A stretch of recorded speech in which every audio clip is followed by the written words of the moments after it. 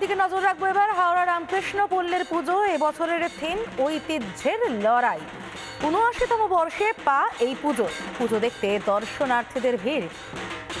যে ছবি দেখতে পাচ্ছেন হাওড়া রামকৃষ্ণ পল্লীর পুজো।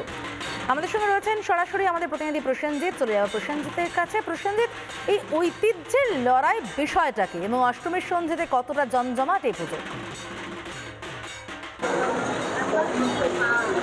দেখো, আজকে মহা অষ্টমী এবং সেই মহা অষ্টমীতে ঐতিহ্যের লড়াই। রামকৃষ্ণপুর সর্বজনীন দুর্গা উৎসব কমিটির এবছরে তাদের ভাবনা। আমি একটু ছবিটা দেখাবো এবং তার পাশাপাশি যে এই যে মণ্ডপ, এই মণ্ডপের সঙ্গে দর্শনার্থীদেরও ভিড় এবং পুজো উদ্যোক্তারাও রয়েছে।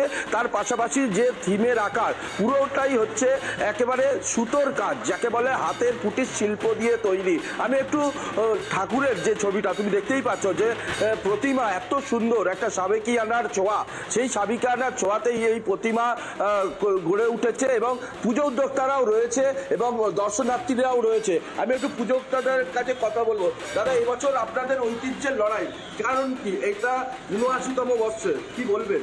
দেখুন, আমাদের পশ্চিমবঙ্গের যে বিলুপ্ত ঐতিহ্য, যেরকম আমাদের উল, আগে মানুষেরা, আমাদের দিদিমারা বা আমাদের ঠাকুমারা উল দিয়ে গেঞ্জি বুনতো বা উল দিয়ে সোয়েটার বুনতো, সেই উলের কাজ কিন্তু আজকে সম্পূর্ণভাবে বিলুপ্ত হওয়ার পথে।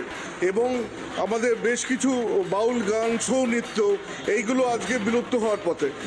আমাদের সমস্তটাই চলে গেছে মডার্নাইজেশনের ওপর।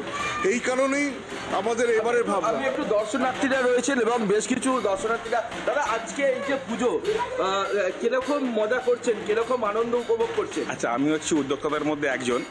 তো আনন্দময় তো আমাদের সবসময়তেই হচ্ছে। এই পুজোকে নিয়ে আমরা সারা বছর অপেক্ষা করে বসে থাকি যে এইখানে আমরা আনন্দ করব, এটা থাকে। আর এবারে একটু অন্যরকম ভাবনায় আমরা আমাদের পুজো মণ্ডপ সাজিয়েছি, আপনারা দেখতেই পাচ্ছেন। তো আমাদের তো আনন্দ অন্যরকম আজকে।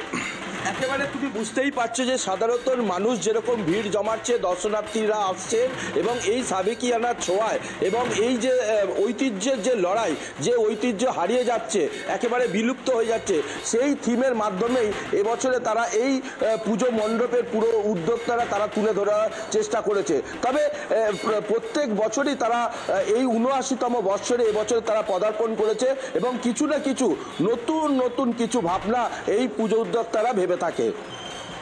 ধন্যবাদ, অনেক ধন্যবাদ প্রসেনজিৎ। নতুন ভাবনা নিশ্চিতভাবেই বহু মানুষ সে ভাবনা দেখতে যাবে।